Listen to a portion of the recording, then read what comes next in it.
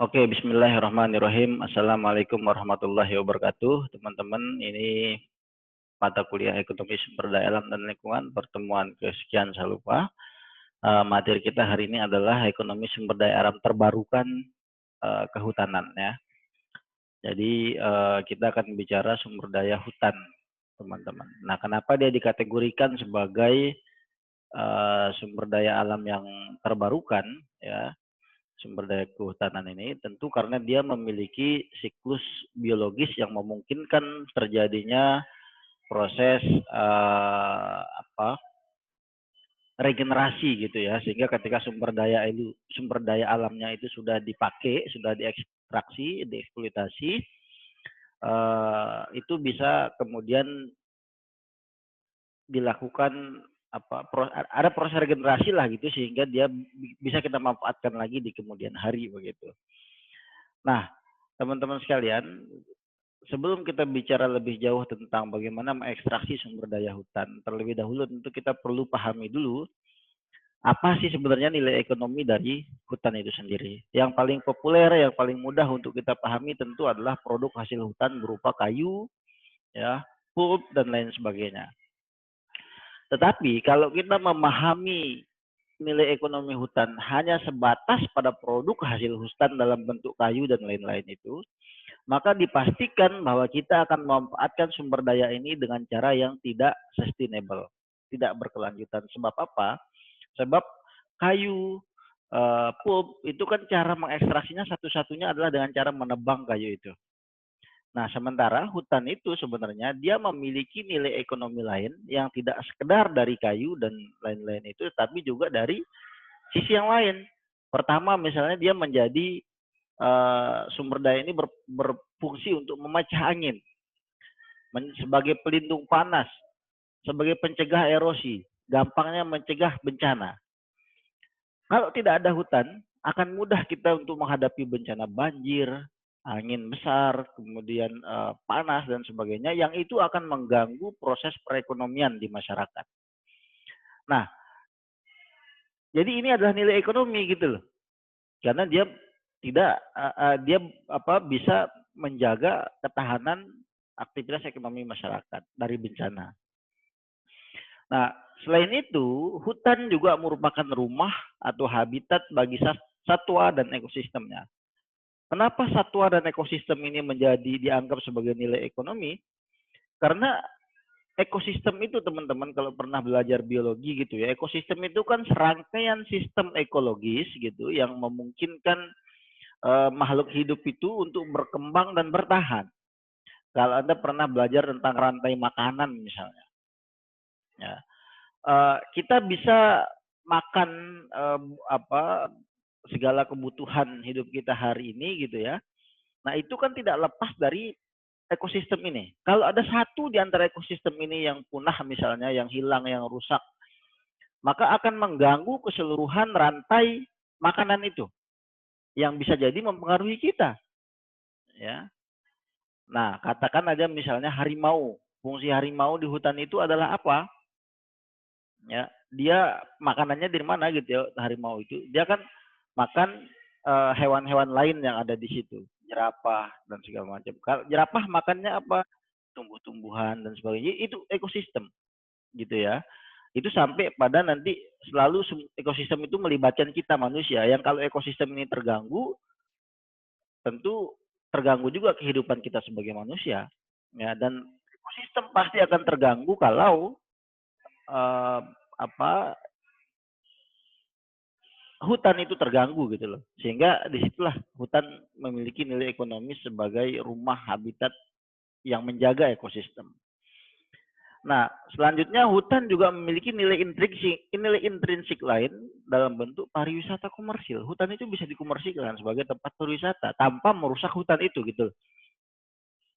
Atau kita kalaupun merusak itu dalam kapasitas yang sedikit sekali, karena nilai jualnya secara pariwisata itu adalah hutan itu sendiri gitu loh.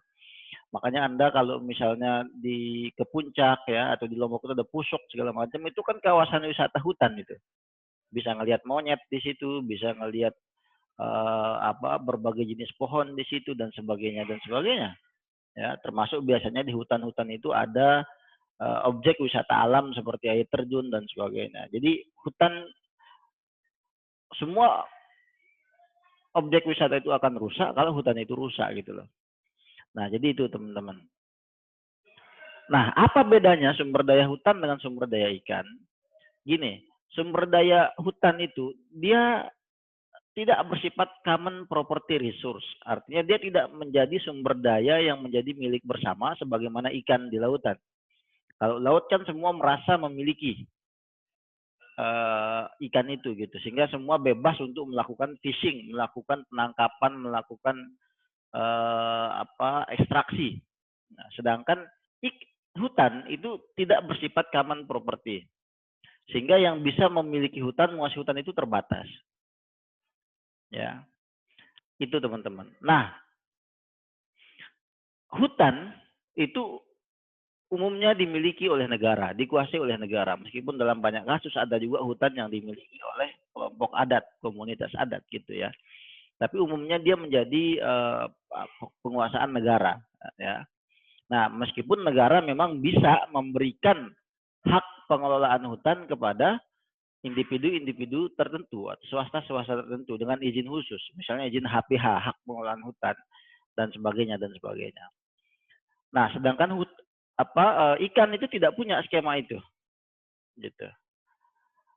Nah, di sisi lain skala waktu atau siklus hidup dari hutan itu sangat panjang, bisa ratusan tahun. Kalau ikan kan enggak ya, ya bahkan enggak sampai tahunan gitu. Kalau ikan, tergantung jenis ikannya memang. Tapi kalau hutan itu siklusnya itu bisa ratusan tahun. Betul dia sumber daya yang terbarukan, betul dia bisa melakukan proses regenerasi. Tapi waktu diperlukan juga panjang gitu, relatif ya. Meskipun tidak jutaan tahun ya, tapi ratusan tahun itu juga panjang gitu. Nah,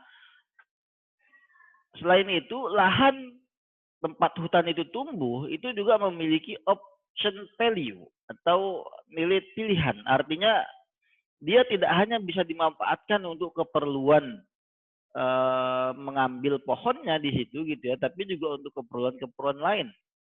Ada option value-nya gitu. Dia bisa digunakan untuk membangun pabrik misalnya, untuk membuka kota baru misalnya seperti rencana pemindahan ibu kota ke Kalimantan. Jadi itu kan sekarang fungsinya sebagai hutan. Tapi kalau betul diputuskan pindah ibu kota ke sana, berarti kan itu ada pilihan lain gitu loh dari penggunaan lahan itu selain sebagai hutan, yaitu untuk membangun kota baru gitu ya.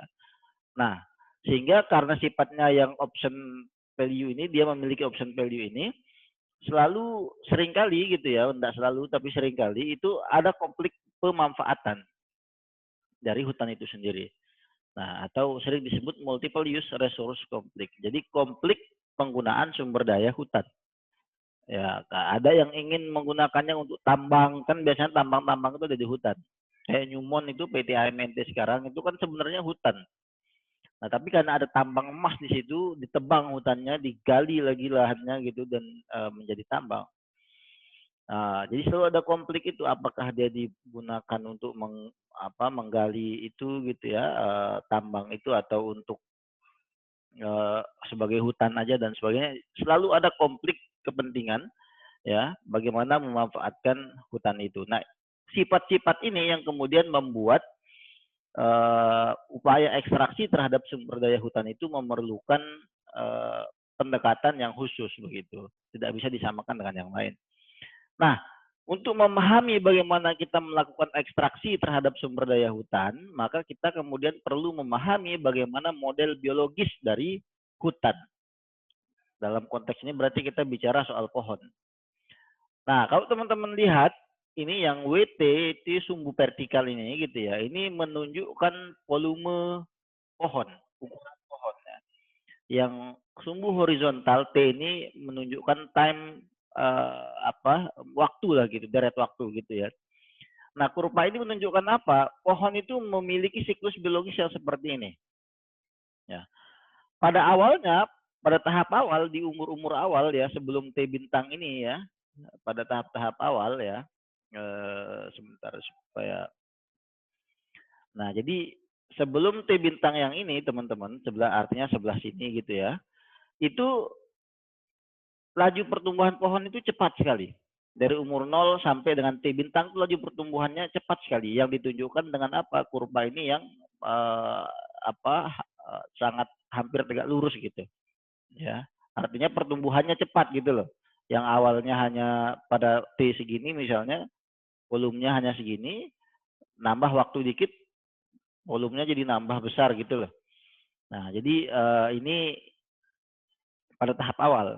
Tapi kemudian nanti akan ada tahap berikutnya di atas T bintang ini sampai dengan T maksimum ini gitu ya, di mana pertumbuhan itu menjadi lamban. Jadi pertambahan waktu ya, yang tadinya di sini gitu ya. Jadi pertambahan waktunya itu banyak, tapi pertumbuhan volumenya itu kecil gitu loh. Jadi laju pertumbuhannya lambat ya, laju pertumbuhannya lambat. Nah, pohon selalu memiliki siklus biologis ini. Lalu kemudian nanti akan ada titik di mana T-nya itu menjadi maksimum. Artinya pada waktu itu gitu ya, pohon itu tidak bisa lagi tumbuh, volumenya menjadi lebih besar, bahkan kadang menyusut karena terlalu tua dan sebagainya gitu ya. Nah, ini siklus biologis hutan, siklus biologis pohon pada umumnya ya. Pada tahap awal dia tumbuh dengan cepat, lalu kemudian tumbuh dengan lambat ya, setelah pada usia tertentu, lalu kemudian maksimum dia pertumbuhannya di usia tertentu dan bahkan melambat. Nah, apa pentingnya kita memahami model biologi hutan ini? Ini akan menjelaskan, akan memandu kita untuk menentukan kapan sebaiknya hutan itu diekstraksi untuk mendapatkan manfaat ekonomi yang optimal. Kan ini kita ekonomi sumber daya alam hutanan. Jadi kan tujuan kita pasti adalah bagaimana kita mengekstraksi sumber daya alam ini. Pertanyaan paling dasar adalah kapan akan diekstraksi? Apakah ketika laju pertumbuhannya cepat? Apakah ketika laju pertumbuhannya lambat? Atau ketika T-nya maksimum? Atau ketika pada usia ketika dia tidak bisa lagi tumbuh menjadi lebih besar gitu? Di mana bagusnya kita mengekstraksi sumber daya kehutanan ini? Nah, jawabannya ada beberapa teman-teman, ada beberapa konsep. Konsep pertama dan paling tua yang dikembangkan disebut dengan konsep MSY, Maximum Sustainable Yield, gitu ya. Nah, dengan konsep ini, ya, rotasi hutan itu akan ditebang atau diekstraksi itu dengan menggunakan konsep rotasi periodik. Jadi dia dirotasi secara periodik. Nah, sehingga menghasilkan produk yang lestari. Artinya apa? Jadi kalau misalnya di hutan itu ada 100 pohon sebagai percontohannya, di hutan itu ada 100 pohon, kemudian umur rotasi biologisnya adalah 100 tahun hutan itu, maka setiap tahun kita hanya boleh menebang 1 pohon. Ini disebut dengan rotasi yang periodik. Jadi setahun kita hanya bisa menebang 1 pohon, lalu tanam lagi di tempat kita menebang itu gitu ya. Nanti 100 tahun lagi baru bisa dipanen itu yang satu itu. Paham maksudnya ya? Nah, ini ini yang disebut dengan MSY. Kalau umur rotasinya 50 tahun, rotasi ini maksudnya umur pohonnya, berarti kan setiap tahun kita hanya boleh menebang 2 pohon. Nah, sehingga nanti kita tebang, langsung kita tanam, tahun depan tebang yang lain, tanam, tahun depan tebang lain, tanam, sampai habis nanti siklus yang 50 tahunnya, yang tadi kita tanam di awal itu akan besar lagi gitu, dan siap untuk dipanen lagi, dan begitu seterusnya. Ini yang disebut dengan konsep maximum sustainable yield. Dan ini konsep paling tua yang dikembangkan dalam upaya untuk mengekstraksi sumber daya hutan. Nah, persoalannya adalah konsep ini dia terlalu mengabaikan aspek sosial dan ekonomi. Fokusnya sepenuhnya pada aspek biologis saja. Pendekatannya hanya menggunakan pertimbangannya menggunakan model biologis yang tadi itu saja gitu. Sedangkan yang namanya ekstraksi dalam ekonomi itu kan harus melihat aspek-aspek ekonomi lainnya seperti permintaan, harga, biaya oportunitas, dan lain sebagainya. Nah, karena kelemahan ini maka muncullah konsep lain yang disebut dengan model Fisher. Kenapa namanya model Fisher? Karena orang yang menemukan konsep ini namanya Fisher gitu ya. Nah, jadi si Fisher ini kemudian mencoba memasukkan aspek ekonomi dalam penentuan periode rotasi panen produk hasil hutan. Kalau tadi kan sepenuhnya menggunakan pertimbangan berapa umur rotasi dari pohon itu. 100 tahun, 50 tahun, dan sebagainya. Kalau yang ini memasukkan aspek ekonomi. Apa aspek ekonominya itu? Sebenarnya banyak, tetapi di sini disederhanakan hanya dengan menggunakan biaya oportunitas. Karena biaya oportunitas ini menjelaskan banyak hal, teman-teman. Dengan biaya oportunitas ini berarti bahwa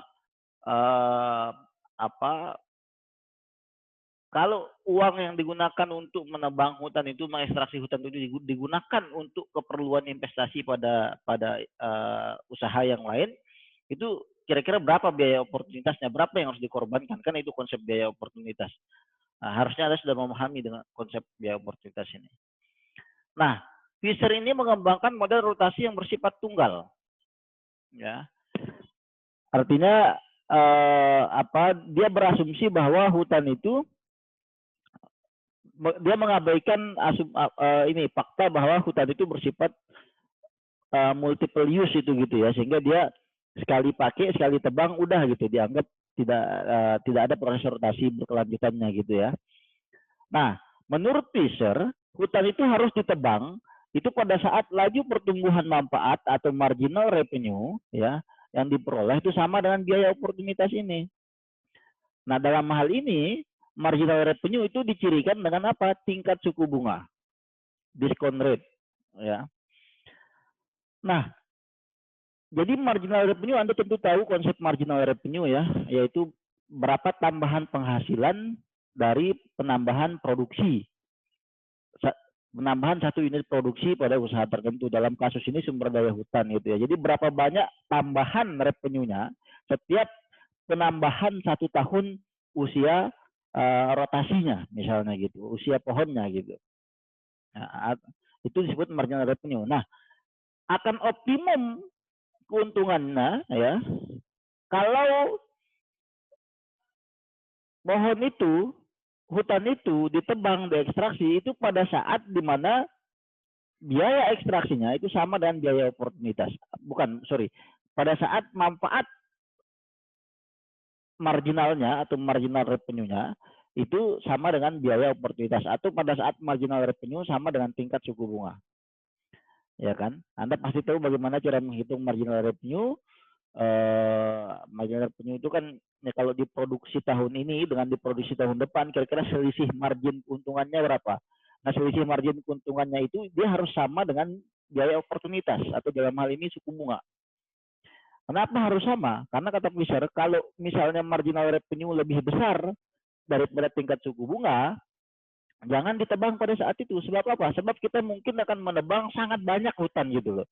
Kenapa? Karena keuntungannya kan lebih besar daripada biaya oportunitas, yang akibatnya akan merusak hutan dalam jumlah yang banyak.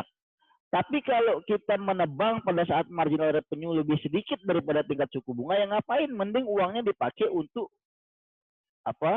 keperluan yang lain, beli obligasi misalnya, karena jelas-jelas suku bunganya lebih tinggi daripada keuntungan menebang pohon itu gitu loh, menebang hutan itu. Nah, sehingga dia harus sama antara marginal revenue dengan suku bunganya. Suku bunga di sini dianggap sebagai biaya oportunitas. Ya, saya harap Anda bisa memahami konsep ini ya. Sekali lagi, kalau marginal revenue lebih tinggi dari tingkat suku bunga, akibatnya adalah terlalu banyak hutan yang ditebang, sebab keuntungannya kan besar gitu loh. Ya. Nah, itu. Nah, tetapi dalam model Fisher ini, model ekstraksinya itu menggunakan model clear cut. Clear cut itu berarti dalam satu areal tertentu itu habis ditebang gitu loh. Itu namanya clear cut. Dan dianggap bahwa tidak ada alternatif penggunaan lain dari hutan pasca penebangan. Nah, jadi model Fisher terbatasnya di situ ya. Dia menggunakan model ini, clear cut satu, dan kedua hutan dianggap tidak lagi punya penggunaan lain pasca penebangan itu gitu. Nah, karena kelemahan-kelemahan ini, maka muncul kemudian model ketiga yang disebut dengan model Fausman. Karena memang yang mengembangkan model ini namanya Fausman. Ya. Nah, model ini sering disebut dengan model rotasi berkelanjutan atau sustainable rotation. Ini sebenarnya penggabungan antara model maksimum sustainable yield tadi yang awal itu dengan model Fisher sebenarnya. Ya. Jadi caranya itu gimana? Jadi model ekstraksinya itu clear cut seperti pada model Fisher, tetapi ada penanaman ulang pada areal clear cut tadi. Nah, kapan clear cut dilakukan pada areal tertentu? Yaitu sama dengan konsep Fisher tadi, pada saat marginal revenue sama dengan opportunity cost, gitu ya. Nah, tetapi bedanya adalah kalau model Fisher misalnya itu terbatas pada satu kurva ini saja, satu T aja gitu. Misalnya kalau model Fisher. Jadi ingat ya, ini yang sumbu vertikal, WT ini volume, yang T ini adalah waktu gitu ya. Nah, dalam model Fisher ini tidak ada proses rotasi tanam gitu. Dalam model Faustband ini ada. Jadi setelah di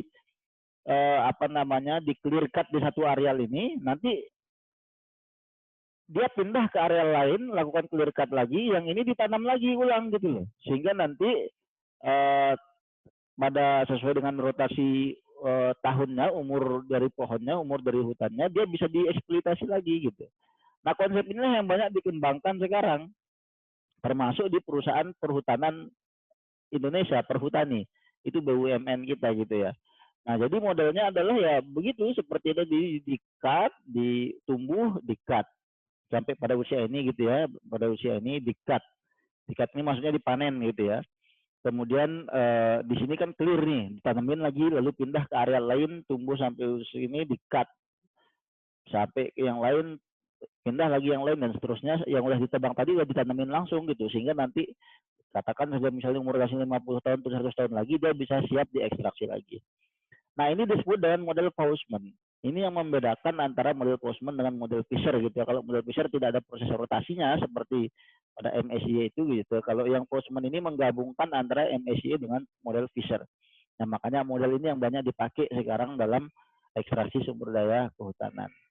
Nah, teman-teman sekalian, saya kira itu ya materi untuk pertemuan kita kali ini tentang sumber daya kehutanan. Mudah-mudahan Anda bisa memahaminya dengan baik. Wabillahi taufiq wal hidayah. Wassalamualaikum warahmatullahi wabarakatuh.